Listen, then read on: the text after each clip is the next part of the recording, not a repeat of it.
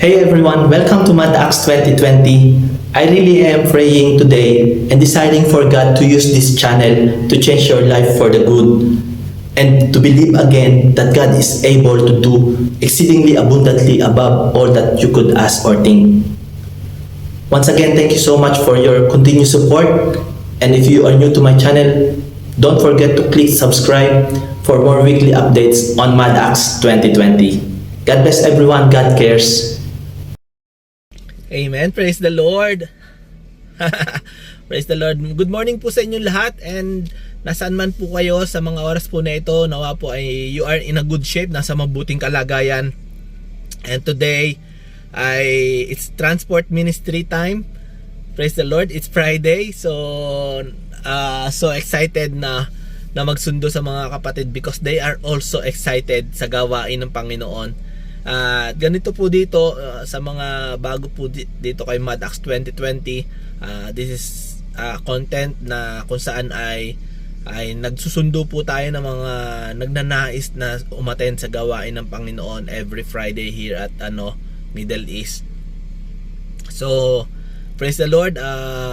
God given us the ability and the strength, and God wake us up sa umaga na ito to do our ministry once again para sa Kanya. And I pray na those who are watching right now ay ma-encourage po kayo sa ganitong klase ng content.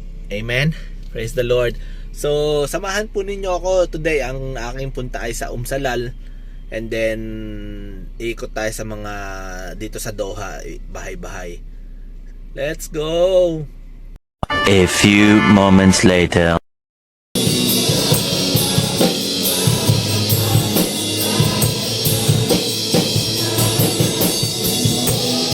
A few moments later. In John, sabi sa John, Jesus have always mentioned the fruit of the Holy Spirit in His ministry in John chapter 15. Alam niyo po yung mga verses na yan. John 15:5, I am the true vine, and you are the branches. If you remain in me, and I in you, sabi natin po yun, you will bear much fruit. John chapter 15 verse 16. Sabi doon, you did not choose me, but I choose you to bear much fruit. Amen po ba? Sabi doon sa chapter na yun, we must bear fruit and the fruit shall remain. Sabi doon sa John chapter 15 verse 5 and 16. Though Jesus has exemplary shows this in His disciples, to His disciples,